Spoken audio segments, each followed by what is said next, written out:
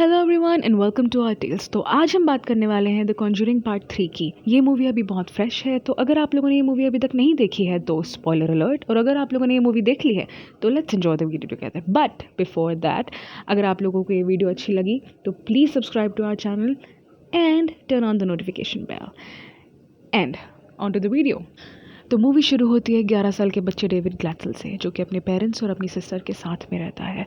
Movie की शुरुआत में हमें ये दिखाया जाता है कि Ed and Lorraine Warren Glatzel family के साथ बैठे होते हैं और यहाँ पर डेविड की तबीयत ख़राब होने लगती है। तो आर्नी, जो डेविड की सिस्टर डेबी का बॉयफ्रेंड है, डेविड को उसके कमरे में सुलाने चला जाता है। अब आर्नी नीचे आता है तो डेविड को उसके कमरे के दरवाजे पर एक नॉक सुनाई देती है, जिससे डेविड डर जाता है। डरने के बाद वो जाके बाथरूम में कर्टन्स के पीछे छुप जाता है। कर्टन्स के पीछे छुपते ही डेविड को डीमन दिखाई देता है और डेविड डर जाता है। डेविड की आवाज़ सुन के सारे फैमिली वाले ऊपर आते हैं और बाथरूम का दरवाज़ा खोलते हैं वो ये पाते हैं कि डेविड अब तक पोसेस हो चुका है। डेविड अपने फादर पे चाकू से वार करता है। यहाँ पर एड एंड लोरेन वरेन को ये समझ आता है कि डेविड अब पोसेस हो चुका है, तो एक्सॉर्सिज्म करना पड़ेगा। वो डेविड को नीचे लेकर आते हैं और नीचे आने के दौरान डेविड पर डीमन हावी हो जाता है। यहाँ एक्सॉर्सिज्म स्टार्ट होता है और डेविड बड़े ही वायलेंट होकर बाकी फैमिली वालों के ऊपर अटैक करता है। डेविड की हालत देख के आर्नी से रहा नहीं जाता और आर्नी डीमन से कहता है कि डेविड बच्चा है, उसे छोड़ दो और मुझे पकड़ लो। अब डीमन आर्नी की बॉडी में आ चुका होता है, लेकिन ये बात एड के अलावा किसी को पता नहीं होती। एक्सॉर्सिज्म कंप्लीट होने के बाद एड को हार्ट अटैक आ जाता है और लॉरेन एड को हॉस्पिटल में एडमिट करवाती है। यहाँ हम आर्नी को देख पाते हैं। आर्नी सुबह उठता है और अपनी गर्लफ्रेंड डेबी से कहता है कि वो ये जगह छोड़ के हमेशा के लिए जाना चाहता है। दूसरी तरफ हमें ये पता चलता है कि डेबी और आर्नी ब्रूनो नाम के एक आदमी के घर में रेंट फ्री रह रहे होते हैं। आर्नी अपने काम पे फोकस नहीं कर पाता और वो डेबी से मिलने आ जाता है, पर ब्रूनो आर्नी को पार्टी करने के लिए कहता है। आर्नी की हालत ख़राब होने लग जाती है। वहाँ हॉस्पिटल में जैसे ही एड को होश आता है, वो तुरंत लॉरेन को बताता है कि अब डेविड की जगह आर्नी पोजेस्ड है। लॉरेन फ़ोन करती है वहाँ पर, वहाँ पार्टी का माहौल होने के कारण कोई फ़ोन नहीं उठा पाता।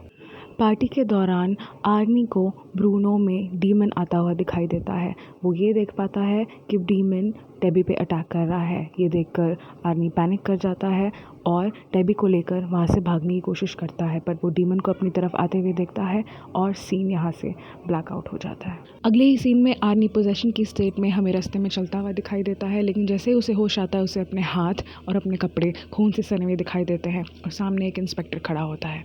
आर्नी को इस स्टेट में देखने के बाद इंस्पेक्टर आर्नी को अरेस्ट कर लेता है। इन्वेस्टिगेशन करने के बाद पता चलता है कि आर्नी जॉनसन के हाथ से ब्रूनो का मर्डर हो चुका है। यहाँ डेविड की girlfriend Ed and Lorraine Warren को कांटेक्ट करती है और उन्हें आर्नी की कंडीशन के बारे में इन्फॉर्म करती है। आर्नी की कंडीशन जानने के बाद वॉरेंस आर्नी का केस लेके एक एडवोकेट के पास जाते हैं। उसे ये बताते हैं कि वो डीमन के पोजेशन के कारण आर्नी ने यह मर्डर किया था, लेकिन एडवोकेट इस बात को नहीं मानती है क्योंकि कोर्ट ऑफ लॉ में किसी भी डीमन या डेविल का एग्जिस्टेंस एक्सेप्ट नहीं किया जाता। तो वॉरेंस अपना पॉइंट प्रूव करने के लिए एडवोकेट को अपने घर ले जाते हैं, जहाँ कुछ ऐसा होता है जिसके बाद एडवोकेट कोर्ट के सामने ये बोलने के लिए रेडी हो जाती है कि आर्नी ने मर्डर डीमन के पोजीशन में आने के कारण किया था। कोर्ट इस अपील को एक्सेप्ट नहीं करती और केस की अगली तारीख दे दी जाती है। दूसरी तरफ वॉरेंस इस केस को शुरू से इन्वेस्टिगेट करना स्टार्ट करते हैं। यहाँ पे हमें 5 महीने पहले की कहानी दिखाई जाती है, जब डेविड अपने पेरेंट्स के साथ एक नए घर में शिफ्ट हुआ था। डेबी और आर्नी भी इस नए घर को लेके बड़े एक्साइटेड थे। डेविड यहाँ पे अपने लिए कमरा चुनता है, जहाँ पे उसे एक वाटर बेड मिलता है। वाटर बेड देखते ही डेविड उसमें लेट जाता है, पर वाटर बेड के अंदर हमें एक डिमोनिक फिगर दिखाई देता है। वो फिगर डेविड पर अटैक कर देता है। डेविड उस चीज़ से भागता है और अपनी फैमिली को इस बारे में बताता है, लेकिन डेविड बच्चा था और इस बारे में कोई बिलीव नहीं करता। डेबी इस बारे में एड एंड लोरेन को बताती है और वो ये भी बताती है कि वाटर बेड के वाटर के निकलने से वहाँ का फ्लोर ख़राब हो चुका था। जब वॉरेंस इस फ्लोर को देखते हैं तो वो समझ जाते हैं कि ये पानी की वजह से ख़राब नहीं हुआ, इसके ख़राब होने का रीज़न कुछ और है। तब वो इन्वेस्टिगेट करने के लिए बेसमेंट में जाते हैं। बेसमेंट में जाने के बाद लॉरेन को बेसमेंट में एक टोटका किया हुआ टोटम मिलता है। लॉरेन इसकी फ़ोटो खींचती है और यहाँ पे हमें ये पता चलता है कि ये डीमन अपने आप नहीं आया था। इस डीमन को यहाँ पर समन करके बुलाया गया है किसी टोटके के द्वारा। इस बात की इन्फॉर्मेशन मिलते ही वॉरेंस उस टोटम की फ़ोटो आसपास के सारे लोकल एरियाज़ में भेज देते हैं। फ़ोटो सर्कुलेट होने के बाद एक होमिसाइड डिटेक्टिव वॉरेंस के कांटेक्ट में आता है और वो इन्हें इन्फॉर्म करता है कि जिस केस में वो डिटेक्टिव काम कर रहा है, उस केस के इन्वेस्टिगेशन के दौरान उसे सेम टोटम मिला था। वॉरेंस उस डिटेक्टिव से केस की फ़ाइल मांगते हैं, बट डिटेक्टिव उनकी बातों पर बिलीव नहीं करता। एड एंड लोरेन डिटेक्टिव के साथ उस जगह पर जाते हैं जहाँ पर उस मिसिंग लड़की का केस हुआ था और उसकी फ्रेंड का मर्डर हुआ था। वहाँ पर जाने के बाद लॉरेन को विजन्स आने लगते हैं कि उस रात क्या हुआ था। लॉरेन उस पोजेस्ड लड़की जेसिका से कनेक्ट करती है और उसकी की हुई हरकतों को मिमिक करने लगती है। मिमिक करते करते लॉरेन भागती है और भागते भागते एक क्लिफ के एज में जाके रुक जाती है। लॉरेन एकदम किनारे में खड़ी होती है। पीछे से एड आवाज़ देता है। लॉरेन उसकी तरफ देखती है और इतने में लॉरेन के पैर को पकड़ के कोई डीमन नीचे खींच लेता है। लॉरेन गिरने वाली होती है पर एड लॉरेन को बचा लेता है और बाद में पुलिस के इन्वेस्टिगेशन के बाद पता चलता है कि उस मिसिंग लड़की जेसिका की बॉडी इसी रिवर के क्लिफ में मिलती है। जेसिका की डेड बॉडी मिलने के बाद केस की फाइल लेके वॉरेंस उसमें इन्वेस्टिगेट करते हैं तो पता चलता है कि सेम तरीके से सेम पैटर्न के मर्डर्स और भी हो चुके हैं। मतलब कोई जानबूझकर ये कर्स रैंडम लोगों पर डाल रहा है और अगर जेसिका की मौत भी इसी कर्स के कारण हुई है तो उसकी बॉडी के साथ उस पर्सन का कनेक्शन मिल जाएगा जिसने ये सारा कर्स शुरू किया है। अगले ही सीन में एड एंड लॉरेन मॉर्ग में जाते हैं और वहाँ जेसिका की बॉडी से लॉरेन कनेक्ट करने की कोशिश करती है, पर यहाँ पे जैसे ही वो उसका हाथ पकड़ती है लॉरेन को उस औरत के विजन्स आते हैं जिसने सारा कर्स शुरू किया है। वो लॉरेन ये देख पाती है कि एक औरत आर्नी पे वापस टोटका शुरू कर रही है। लॉरेन उससे कनेक्ट करती है और यहाँ पे वो पाती है कि ना सिर्फ लॉरेन उस औरत को देख सकती है बल्कि वो औरत भी लॉरेन को देख सकती है। यहाँ लॉरेन को समझ में आता है कि ये कनेक्शन दोनों तरफ जाता है। वहीं दूसरी तरफ उस औरत के टोटका शुरू करते ही आर्नी जो कि जेल में होता है उसे डीमन दिखाई देने लग जाता है। डीमन उसे पोजेस करने की कोशिश करने लग जाता है पर लॉरेन के आने से वो औरत डिस्टर्ब हो जाती है, इस वजह से वो टोटका पूरा नहीं कर पाती। तो यहाँ पे हमें ये पता चलता है कि लॉरेन जेसिका की बॉडी से उस औरत से कनेक्ट कर पा रही थी और वो उस औरत की हुई सारी हरकतें नोटिस कर पा रही थी, सारी हरकतें देख पा रही थी। पर यहाँ पर लॉरेन को समझ में आता है कि सेम तरीके से वो औरत भी लॉरेन की हुई सारी हरकतें देख पाती। उधर मॉर्ग में वो औरत लॉरेन के ऊपर एक जिंदा लाश छोड़ देती है। एड इस चीज़ को देख लेता है और एड लॉरेन का कनेक्शन जेसिका की बॉडी के साथ तोड़कर उसे बचा लेता है। अगले ही दिन जब एड इस बात की इन्वेस्टिगेशन कर रहा होता है तब अचानक एड बेहोश हो जाता है। होश में आते ही वो देखता है कि घर में कोई नहीं है, लॉरेन कहीं दिखाई नहीं दे रही और अचानक एड के ऊपर वही हॉस्पिटल वाला भूत अटैक कर देता है। एड डर जाता है और खुद को बचाने की कोशिश में उस पर क्रॉस से हमला करने वाला होता है, पर अचानक आकर एड का असिस्टेंट एड का हाथ पकड़ लेता है और एड को होश आता है। तब वो देखता है कि एड के सामने लॉरेन खड़ी होती है, मतलब कि एड भी अब पोजेस हो चुका है। इसके तुरंत बाद वॉरेंस अपना पूरा घर ढूंढते हैं तो एड के ऑफिस में एक वास के अंदर उन्हें एक टोडम मिलता है जिससे ये समझ आता है कि एड को इस टोडम के ज़रिए पोजेस किया गया था। जब डेविड के घर में पहला टोडम मिला था तब इस बारे में वॉरेंस ने फादर गॉर्डन से बात की थी। उन्होंने सजेस्ट किया था कि वो जाएं और फादर कैसनर से इस बारे में बात करें, जिन्होंने इस बारे में पहले भी इन्वेस्टिगेट करके रखा हुआ था और जिन्हें इन चीज़ों से रिलेटेड काफ़ी जानकारी थी। वॉरेंस फादर के घर भी गए थे जो कि एक रिवर से लगा हुआ था, पर वहाँ उन्हें कोई ज़्यादा हेल्प नहीं मिली।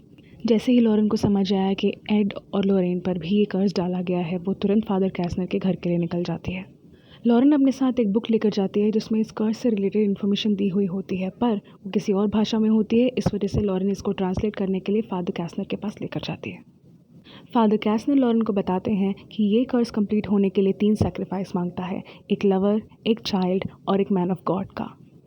केस से देखा जाए तो जेसिका जो कि एक चाइल्ड थी, आर्नी जो एक लवर है और एड जो एक मैन ऑफ गॉड है, इनका सैक्रिफाइस इस कर्ज को कंप्लीट करने के लिए इम्पोर्टेंट था।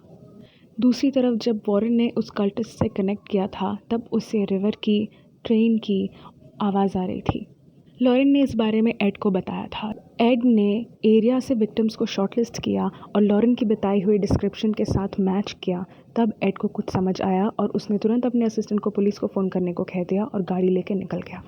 दूसरी तरफ फादर कैसनर लॉरेन को अपने बेसमेंट में लेकर जाते हैं और वहाँ उसे एक फ़ाइल दिखाते हैं। उस फाइल में फादर कैसनर की बच्ची की फ़ोटो थी। फादर कैसनर लॉरेन को बताते हैं कि उनकी वाइफ की डेथ चाइल्ड बर्थ के दौरान हो चुकी थी और वो अपनी बेटी को अपने बेसमेंट में ही पाल रहे थे। फ़ोटो देखकर लॉरेन समझ जाती है कि वो कल्टिस्ट कोई और नहीं, फादर कैसनर की बेटी है। जब फादर कैसनर की बेटी एस्ला छोटी थी तब फादर कैसनर कल्ट प्रैक्टिस कर रहे थे और धीरे धीरे कल्ट प्रैक्टिस करना एस्ला का भी ऑब्सेशन बन गया था। एस्ला बचपन में इन टनल्स में घूमती और इन्हीं टनल्स में उसने इन कर्स के रिचुअल्स को परफॉर्म किया था। फादर लॉरेन को बेसमेंट के टनल में भेजते हैं और तुरंत दरवाज़ा बंद करते हैं। जैसे ही टनल बंद होता है एस्ला वहाँ आ जाती है। एस्ला के फादर अपने आप को प्रोटेक्ट करने के लिए अपनी गन निकालते हैं, पर एस्ला उन्हें विजन्स दिखाकर कंफ्यूज कर देती है और अपने फादर का गला काट देती है। जैसे ही फादर की डेथ होती है, लॉरेन फिर से एस्ला से कनेक्ट हो जाती है और वो देख पाती है कि एस्ला ने अपने फादर का मर्डर कर दिया है। एस्ला लॉरेन को अजीबोगरीब विजन दिखाती है, पर लॉरेन किसी तरह उस टेबल तक पहुंचती है जिस टेबल पर यह कर्स परफॉर्म किया गया था। लॉरेन उस टेबल को गिराकर तोड़ने की कोशिश करती है, पर वो टेबल एक स्टोन टेबल था और वो बहुत भारी था, तो लॉरेन उसे नहीं गिरा पाती और पीछे से एस्ला आ जाती है। लॉरेन एस्ला से भागने की कोशिश करती है। एस्ला लॉरेन को फिर से विजन्स दिखाती है और उसे अटैक करती है। किसी तरह अपनी जान बचाकर लॉरेन वहाँ से भाग रही होती है, पर इतने में वहाँ एड आ जाता है। एस्ला एड को कंफ्यूज करके उस पर ब्लैक मैजिक कर देती है और एड वापस पोजेस हो जाता है। एड अब एक बड़ा सा हैमर लेके लॉरेन के पीछे भागता है, उसे मारने की कोशिश करने लगता है। मौका देखकर एस्ला आर्नी पे वापस ब्लैक मैजिक स्टार्ट कर देती है, जिससे कि आर्नी की हालत ख़राब होने लगती है। दूसरी तरफ जेल में आर्नी पोजेस्ड हो जाता है और डेबी और फादर आखिरी कोशिश करते हैं आर्नी को बचाने की। आर्नी पर डीमन इतना हावी हो जाता है कि आर्नी हवा में उड़ने लगता है। आसपास के सारे कांच टूट जाते हैं और आर्नी एक कांच पकड़कर अपनी जान लेने की कोशिश करता है, बट डेबी उसका हाथ पकड़कर उसे रोक लेती है। वहाँ एड पोजेशन की स्टेट में लॉरेन को मारने की पूरी कोशिश कर रहा होता है, पर लॉरेन एड को अपने बीते हुए पल याद दिलाती है, अपनी पहली मुलाकात याद दिलाती है, जिसके बाद एड को होश आ जाता है और एड उसी हैमर से उस स्टोन टेबल को तोड़ देता है जिस पर सारा कर्स परफॉर्म किया गया था। जैसे ही स्टोन टेबल टूटता है, आर्नी पोजेशन से फ्री हो जाता है और सारा कर्स बर्बाद हो जाता है। कर्स के टूटते ही एस्ला वॉर्डन्स पर अटैक करने आती है, पर वो अटैक कर नहीं पाती। जैसे ही एस्ला अटैक करने जाती है, डीमन उसकी बॉडी को पोजेस कर लेता है। अब क्योंकि एस्ला ने डीमन से एक सोल प्रॉमिस किया था और एस्ला वो कर्स कंप्लीट कर नहीं पाई थी, तो अब डीमन बिना सोल के हेल वापस नहीं जा सकता। तो डीमन एस्ला को मारकर उसका सोल लेकर चला जाता है। कर्स टूट चुका था और आर्नी की जान बच चुकी थी, लेकिन आर्नी को अभी भी मर्डर के चार्ज में अरेस्ट किया गया था। आर्नी को 5 साल की सज़ा हुई और सज़ा के दौरान आर्नी ने डेबी से शादी कर ली और आज तक आर्नी और डेबी हैप्पीली मैरिड हैं। दूसरी तरफ एड लॉरेन को एक सरप्राइज गिफ्ट करता है और कहानी ख़त्म हो जाती है। तो गाइज, ये थी the Conjuring part 3 the devil made me do it की कहानी। इसमें हमें डीमन के बारे में कोई डिटेल्स नहीं दी गई है, इसमें मेन फोकस स्टोरी लाइन पे था। तो गाइज, ये तो थी मूवी के अकॉर्डिंग की स्टोरी। अब बात की जाए उस मर्डर की जिस मर्डर के ऊपर ये मूवी बेस्ड है। ओरिजिनल केस के मुताबिक कोर्ट ने डिमोनिक पोजेशन वाली बात को सिरे से नकार दिया था और इस मर्डर को एक सेल्फ डिफेंस के चलते किया हुआ मर्डर माना गया था। मूवी के अकॉर्डिंग आर्नी जॉनसन को 5 साल की सज़ा हुई थी, जबकि रियल केस में उसे 10 से 20 साल की सज़ा झेलनी पड़ी थी। ऑब्वियसली कोर्ट को प्रूफ चाहिए। अब डिमोनिक पोजेशन के नाम पे आप किसी का मर्डर नहीं कर सकते। हालांकि ये केस कितना रियल है और कितना फेक, ये तो जिनके साथ ये हुआ है वो ही जानते हैं। So guys, that was the video. I hope आप लोगों को ये वीडियो पसंद आए, और अगर पसंद आएगी तो please like, share, comment and subscribe to our channel. Thank you.